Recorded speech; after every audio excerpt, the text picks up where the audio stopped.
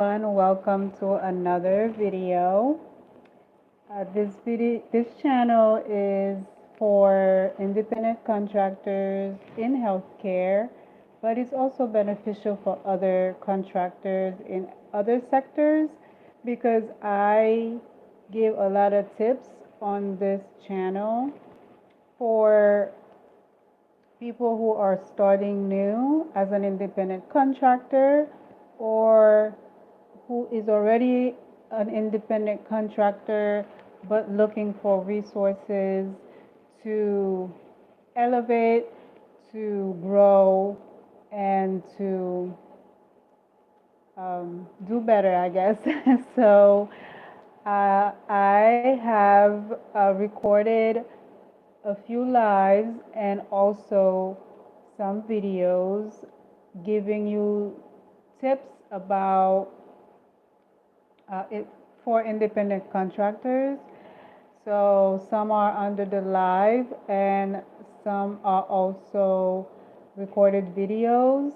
And if you go to the playlist under independent contractors are all of the lives and the videos I recorded giving you different tips as an independent contractor starting in healthcare or as an independent contractor starting in general. So today I'm here to bring you another video. So to give you 3 tips about contract negotiation. Okay, and the first tip is knowledge. I know that's broad, however, when you know, it's easier for you to negotiate your contract. For example, when you know the industry you're in, when you know the rates that you're supposed to be getting for that position or that service, and also knowing all your out-of-pocket expenses or overhead expenses, for example, insurance. Also, if you're an independent contractor but you have a brick and mortar, you'll have more overhead. Basically considering your expenses, that is allowing you to be an independent contractor and knowing what the rates are for the service you're providing will help you come up with a reasonable rate for the service that you're providing. So basically, you need to educate yourself first before you negotiate. And negotiation is not just the other party saying this is what it is and you accept. It's you going in knowing the rate you want, knowing the rate you'll ask for, and knowing, basically having a range of I'll take between this and that. So you can only do that if you do your homework knowing what the service you provide is worth.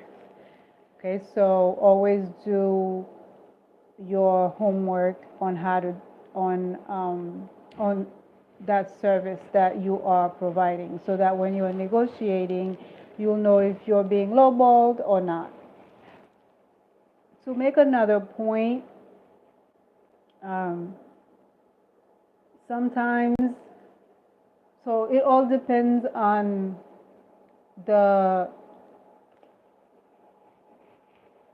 whoever you're negotiating with. For example, there are certain services you provide, and depends on how you're being reimbursed for that service, you may not have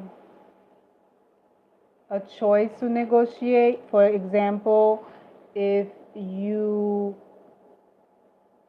if you getting reimbursed by a third party insurance, for example, Medicaid, Medicare, and third party insurance, of course, it's a way to get reimbursed for our services. If we decide to accept Medicaid and Medicare and other health insurances, they have a set rate already. So basically, there's no negotiation there, right? So, so basically, I'm not talking about that.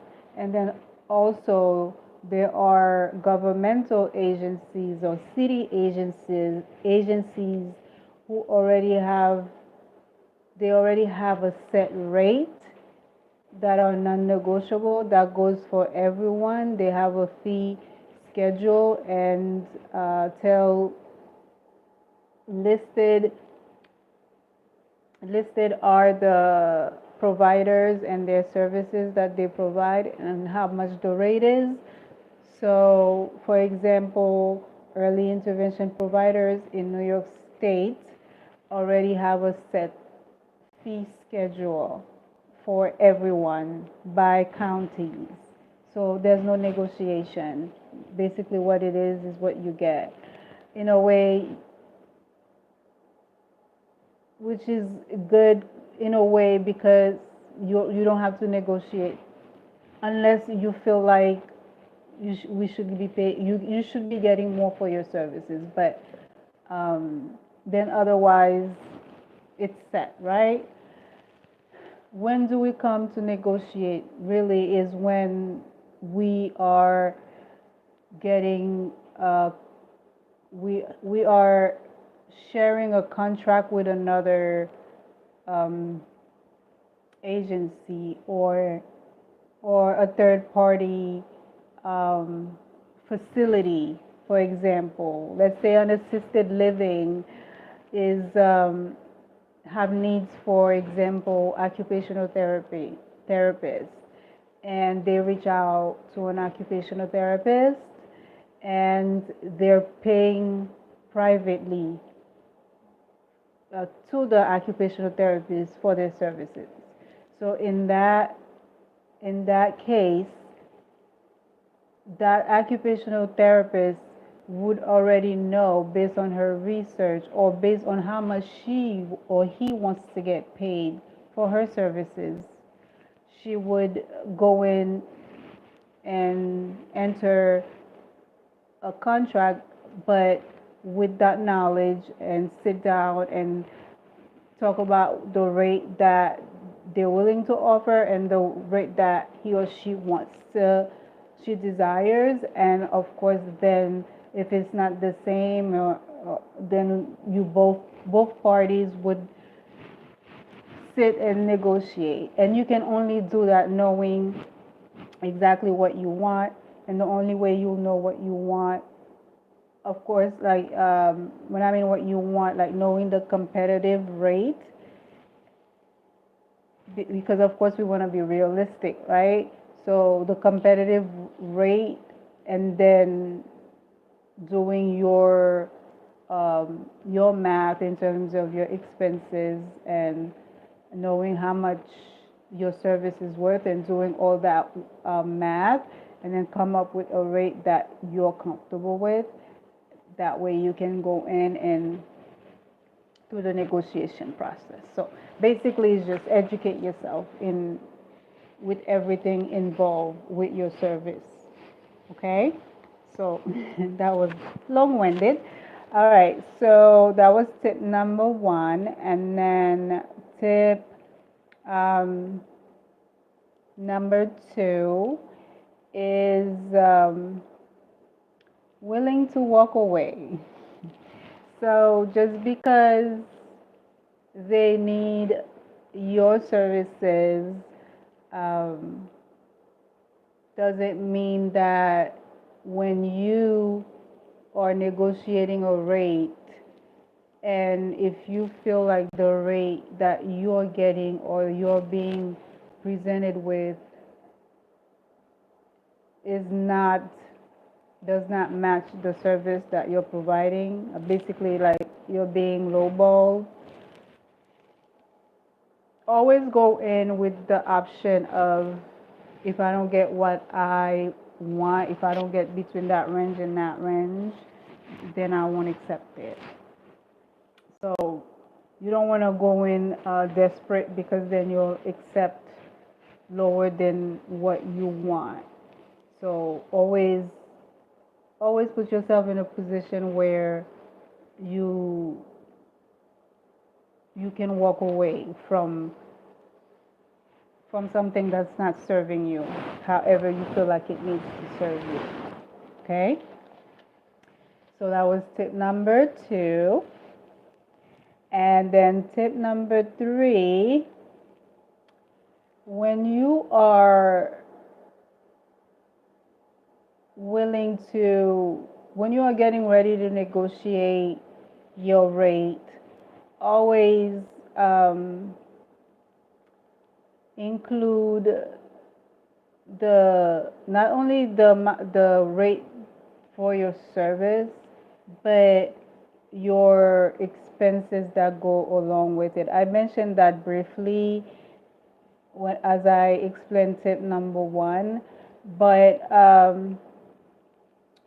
your negotiation contracts, as you're trying to come up with your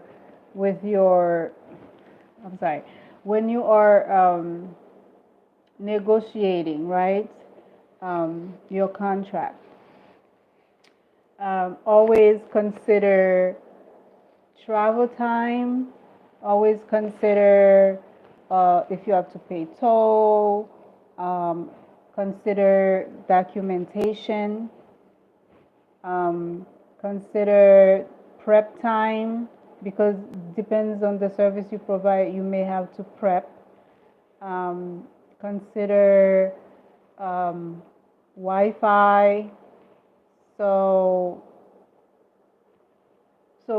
all of that, it depends on the service you provide. Let's say, for example, you're providing home care services.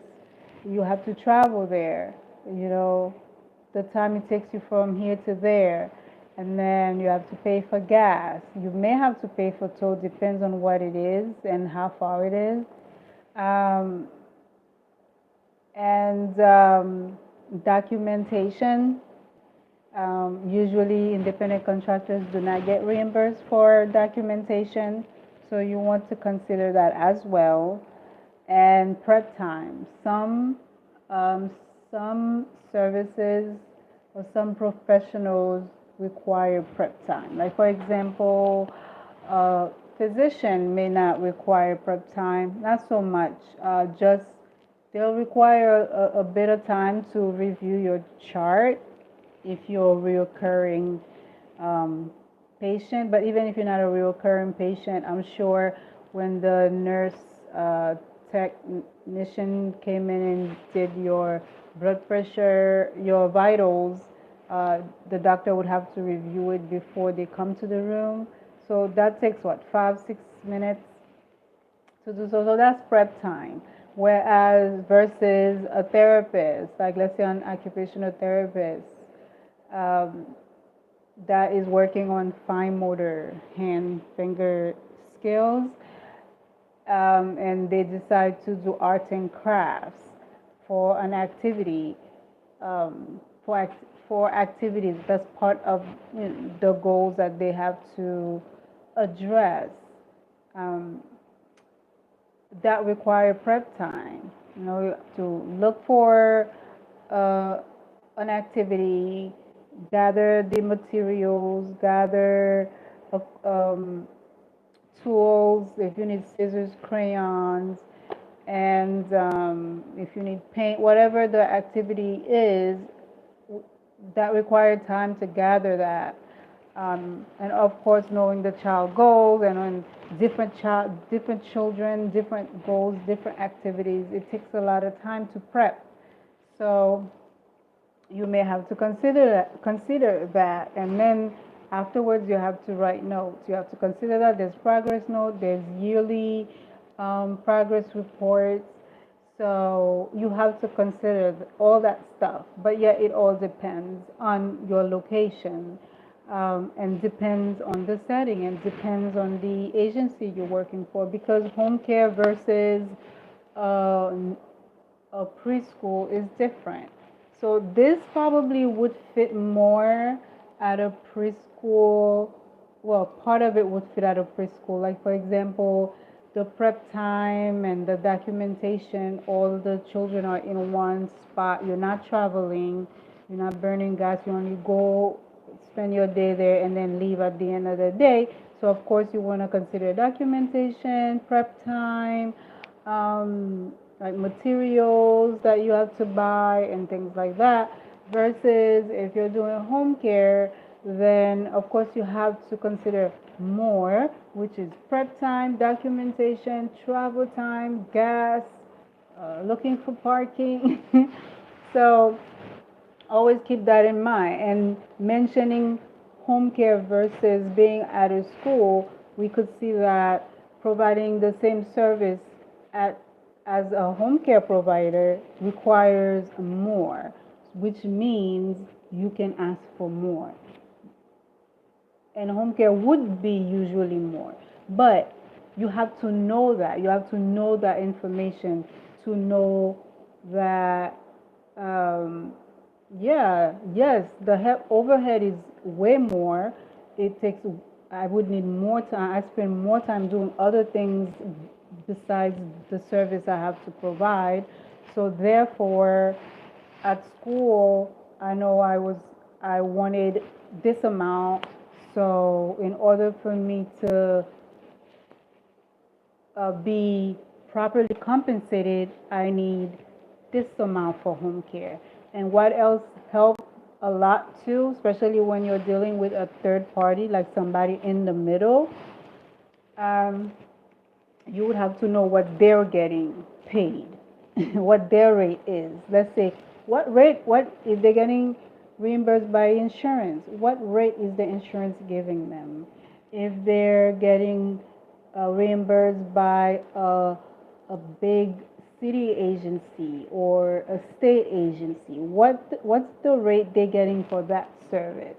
So if you know that, and then of course you know what your expenses are, and then you also know what the competitive rates are among other agencies, not just that agency. It'll make it easier for you to know that how much rate you want to get for that specific service that you're providing. Um, Yeah, so I hope I hope those three tips help. These are the three tips. I'll kind of recap a little bit. Um, so this video we just talked about negotiating contracts, three tips to consider when negotiating. Number one is educating yourself about the service you're providing and the competitive rates. And then also think about, in order to do that, what would help you is knowing what expenses go into to prepare you to provide that service. Like, for example, knowing the insurance rate premium you would be paying to cover you, and then also knowing the rate that the agency is getting would help you. It's like a way to educate yourself. So learn about everything you need, learn the rates, learn as much as you can, um, so that you're prepared for negotiation. And tip number two is to always be willing to walk away if you are not getting the rate that you want. If we do not have that option and we let third parties dictate how much we get, then there'll be a continuation of healthcare providers getting a low rates for their services, right? So always um, always be willing to walk away if the rate that you want, which I'm sure would be a fair rate that you're asking for. Uh, if you don't get that, always willing to say, okay, well, I guess it won't work out between us because that's the rate is a bit too low for me. I'm sorry. So that was tip number 2, and then tip number 3 is to include like your overhead as you coming up with your desired rate, so that way you are like you don't lose out. You including those expenses as part of your rate.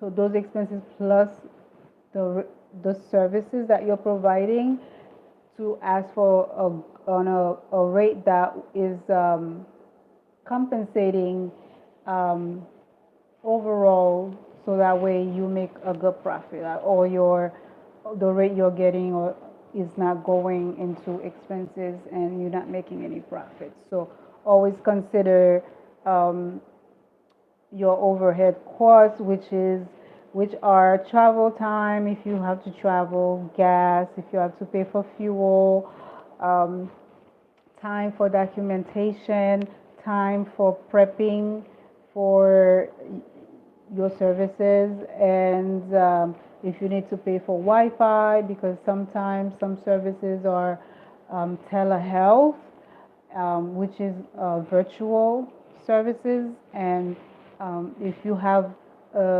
Wi-Fi, sometimes you need to upgrade your Wi-Fi in order to provide that service. That's an extra expense. And you may have to get cameras, you may have to get headphones, you may have to get another phone, lighting. Consider all those things as you are prepping to negotiate your contracts, okay? All right, so these are my tips. I hope they are helpful. And let me know in the comment section if you have any tips that I missed, or that we should consider as well as we're negotiating contracts with a third party to provide our independent contract work as a healthcare provider. And again, thank you for tuning in. Thank you for watching the whole video. Don't forget to share, comment, and turn on your notification bell so you know when I go live or when I post a video. And of course, don't forget to subscribe, and don't forget to check out the other videos and let me know if they are helpful in any way. And if there are any questions, comment them below, and I will make another video, try to answer whatever information you want to know. And if I don't know, I will find out for you if I can, okay? So thanks again, and I will see you in the next video. Okay, bye-bye.